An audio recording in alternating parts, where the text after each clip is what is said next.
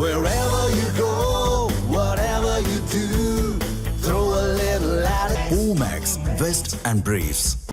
அண்மை செய்தி. சென்னையில் 17 வயது சிறுமியை பாலியல் வன்கொடுமை செய்த இளைஞருக்கு 20 ஆண்டுகள் கடுங்காவல் சிறை தண்டனை விதித்து சென்னை போக்சோ வழக்குகளுக்கான சிறப்பு நீதிமன்றம் தீர்ப்பளித்துள்ளது. இதுகுறித்த முழு விவரங்களை செய்தியாளர் செந்தில்குட்டி வழங்க கேட்கலாம். செந்தில்குட்டி, முழு விவரங்களை பதிவு பண்ணுங்க.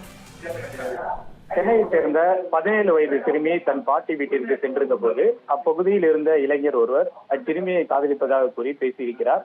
இதற்கு மறுப்பு தெரிவித்த சிறுமியை காதல் விவகாரத்தை பெற்றோரிடம் கூறிவிடுவதாக சொல்லி 7 லட்சம் ரூபாய் மதிப்புடைய பணம் நகைகளை பறித்துக் கொண்டு பலமுறை பாலியல் வன்கொடுமை அந்த சிறுமியை செய்திருக்கிறார்.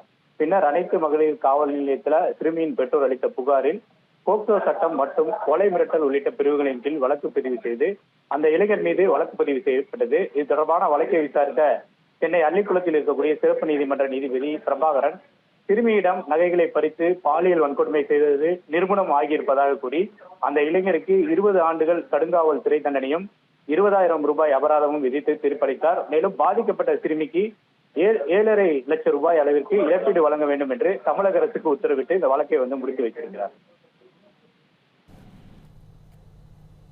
விவரங்களுக்கு நன்றி செந்தில்குட்டி.